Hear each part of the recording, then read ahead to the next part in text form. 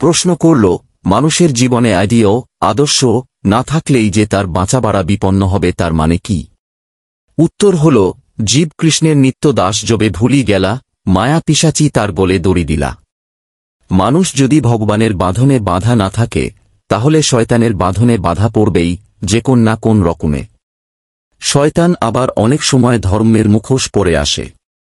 সে বলে, কোন জীবন্ত আদর্শকে যে ধরতে হবে তার মানে কি? তুমি সৎপথে চললেই হল, সৎকাজ করলেই হল।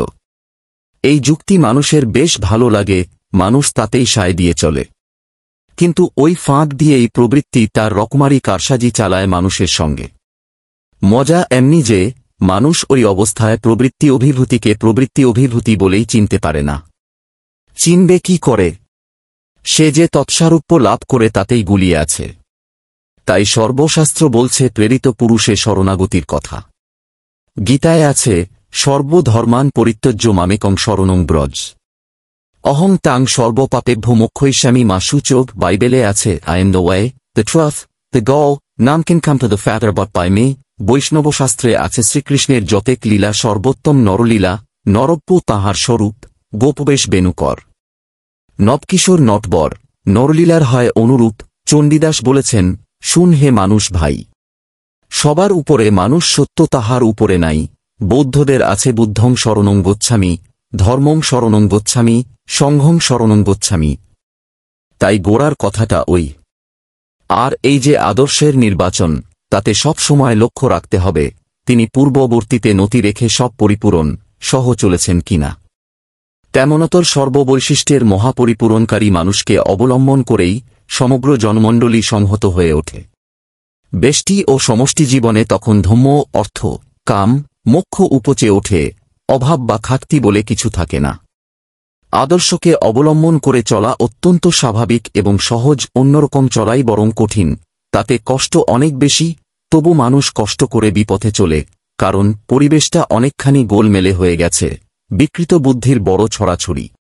ধরো, দ্বন্দ্ববৃত্তি, এটা যেন সমাজে ব্যাধির মতো ছড়িয়ে গেছে। এটা গঠন করতেই কি মানুষের কম কষ্ট পেতে হয়? কত খচচানি, খুঁত খুঁত ভাব। আর অভ্যাস গঠন করেও যে কি ফল, তাও তো বুঝছ। তাই চলার সহজ পথটা মানুষকে ধরিয়ে দেবার জন্য দুনিয়াময় সহস্র সহস্র ইষ্টনিষ্ঠ, আচারবান ঋত্বিক, অধৈর্য ও যাজকের প্রয়োজন। তাদের গায়ের হাওয়া যেখানে যে লাগবে সেখানেই ধর্ম মঞ্জুরিত হয়ে উঠবে। এটা ঠিক যেন তোমার এ ব্যষ্টি জীবনে যদি ধর্মের জাগরণ না হয়, তোমার এ বিশ্বজীবনে তুমি ধর্মের প্রতিষ্ঠা করতে পারবে না। কারণ তুমি যদি আত্মনিয়ন্ত্রণের পথ যান, তাহলেই তুমি দুনিয়াকে নিয়ন্ত্রিত করতে পারবে, নচেত নয়। তত্ত্বত দেখতে গেলে ব্যষ্টিজীবনের ভিতর দিয়েই বিশ্বজীবনকে জানা সম্ভব। আবার বিশ্বজীবনকে জানা যেটা বলছি, সেটা প্রকৃতপক্ষে আত্মজীবনকেই জানা। কারণ আমি ও আমাতিরিক্ত বস্তু ও ব্যক্তিগোষ্ঠীর দ্বন্দ্বের ভিতর দিয়ে আমি কেবল বাইরের সেগুলিকে জানছি না, তার ভিতর দিয়ে আমি আমাকেও জানছি, আমাকেও বোধ করছি। আমার বাইরে আমাকে সাড়া দেবার মতো কোনো পরিবেশ যদি না থাকত, তাহলে আমি বোধহয় লুপ্ত হয়ে যেত, আমিও থাকতাম না সেখানে। তাই ব্যষ্টির যে কার্যক্ষমতা ও দক্ষতা, তা ক্রিয়া করার সুযোগ পায় বিশ্বজীবনে। প্রশ্ন করল, মানুষের জীবনে আইডিয়া আদর্শ না থাকলেই যে তার বাঁচাবাড়া বিপন্ন হবে তার মানে কি? উত্তর হল, জীব কৃষ্ণের নিত্য দাস যবে ভুলি গেলা, মায়া পিশাচি তার গলে দড়ি দিলা। মানুষ যদি ভগবানের বাঁধনে বাঁধা না থাকে তাহলে শয়তানের বাঁধনে বাধা পড়বেই, যে কোন না কোন রকমে। শয়তান আবার অনেক সময় ধর্মের মুখোশ পরে আসে। সে বলে, কোন জীবন্ত আদর্শকে যে ধরতে হবে তার মানে কি? তুমি সৎপথে চললেই হল, সৎকাজ করলেই হল। এই যুক্তি মানুষের বেশ ভালো লাগে, মানুষ তাতেই সায় দিয়ে চলে।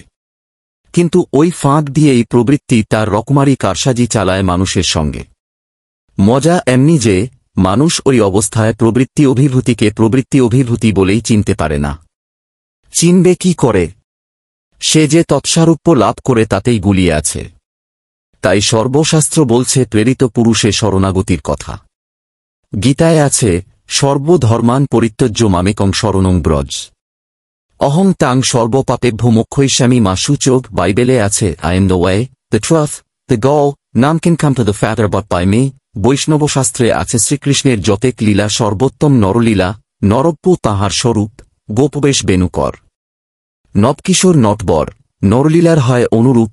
চণ্ডীদাস বলেছেন, শুন হে মানুষ ভাই, সবার উপরে মানুষ সত্য, তাহার উপরে নাই।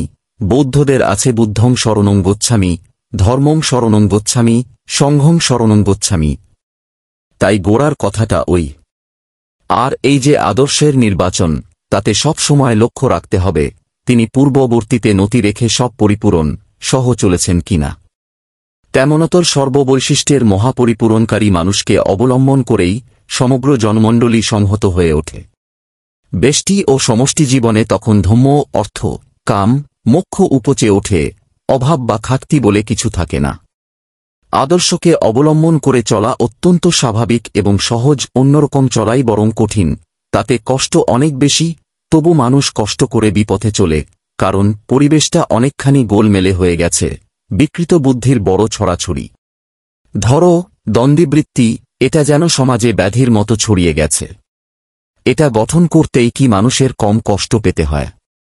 কত খচচানি, খুঁত খুঁত ভাব। আর অভ্যাস গঠন করেও যে কি ফল, তাও তো বুঝছ। তাই চলার সহজ পথটা মানুষকে ধরিয়ে দেবার জন্য দুনিয়াময় সহস্র সহস্র ইষ্টনিষ্ঠ, আচারবান ঋত্বিক, অধৈর্য ও যাজকের প্রয়োজন। তাদের গায়ের হাওয়া যেখানে যে লাগবে, সেখানেই ধর্ম মঞ্জুরিত হয়ে উঠবে। এটা ঠিক যেন তোমার এ ব্যষ্টি জীবনে যদি ধর্মের জাগরণ না হয়, তোমার এ বিশ্বজীবনে তুমি ধর্মের প্রতিষ্ঠা করতে পারবে না। কারণ তুমি যদি আত্মনিয়ন্ত্রণের পথ যান, তাহলেই তুমি দুনিয়াকে নিয়ন্ত্রিত করতে পারবে, নচেত নয়। তত্ত্বত দেখতে গেলে ব্যষ্টিজীবনের ভিতর দিয়েই বিশ্বজীবনকে জানা সম্ভব। আবার বিশ্বজীবনকে জানা যেটা বলছি, সেটা প্রকৃতপক্ষে আত্মজীবনকেই জানা। কারণ আমি ও আমাতিরিক্ত বস্তু ও ব্যক্তিগোষ্ঠীর দ্বন্দ্বের ভিতর দিয়ে আমি কেবল বাইরের সেগুলিকে জানছি না, তার ভিতর দিয়ে আমি আমাকেও জানছি, আমাকেও বোধ করছি। আমার বাইরে আমাকে সাড়া দেবার মতো কোনো পরিবেশ যদি না থাকত, তাহলে আমি বোধহয় লুপ্ত হয়ে যেত, আমিও থাকতাম না সেখানে। তাই ব্যষ্টির যে কার্যক্ষমতা ও দক্ষতা, তা ক্রিয়া করার সুযোগ পায় বিশ্বজীবনে।